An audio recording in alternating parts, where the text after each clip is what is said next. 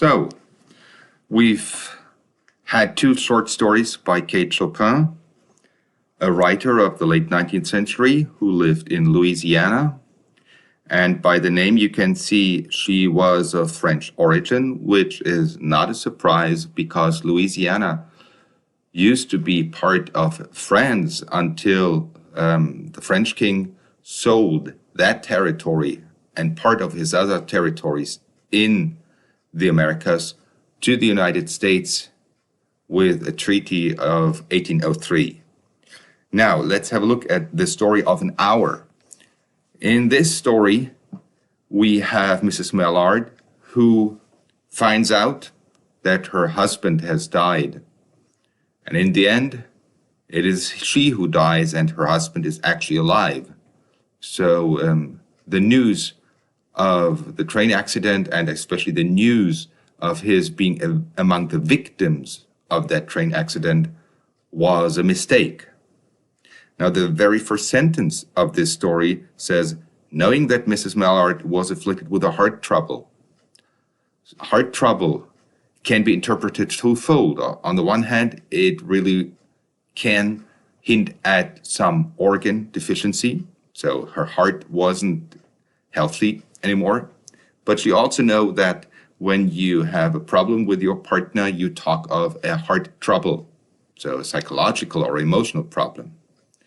And, we can interpret the heart trouble in this story in both ways. First, physical, and second, emotional.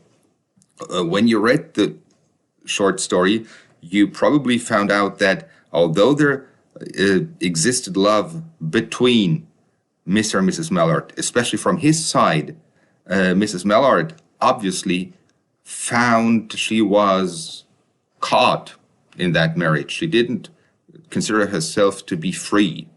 And that's why after the news of the death of her husband and when she is in her private room, she realizes that the death of her husband, the supposed death of her husband, opens up so many new possibilities for her.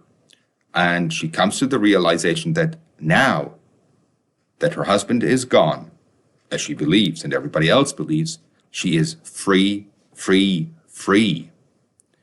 And she is looking at the years to come in a very positive way.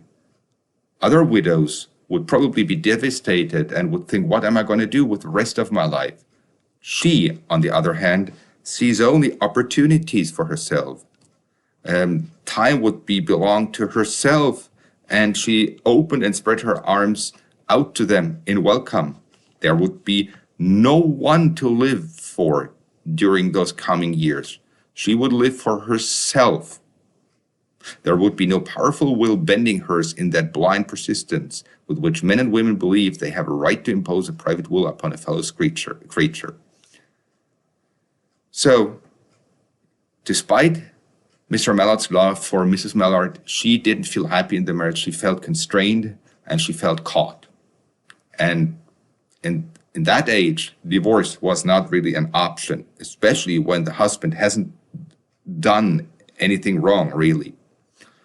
So she's really looking forward to the future, spring days, summer days, and all sorts of days that would be her own. And now this sentence is very important. It was only yesterday that she had thought with a shudder that life might be long.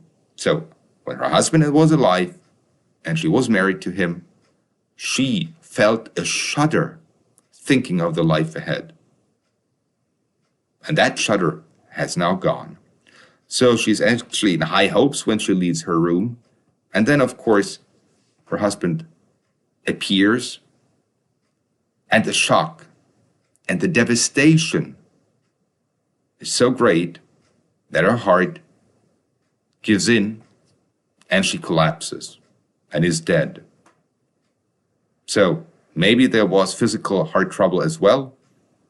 And seeing her husband alive, realizing that her freedom that she was hoping for was very, very short, made her collapse.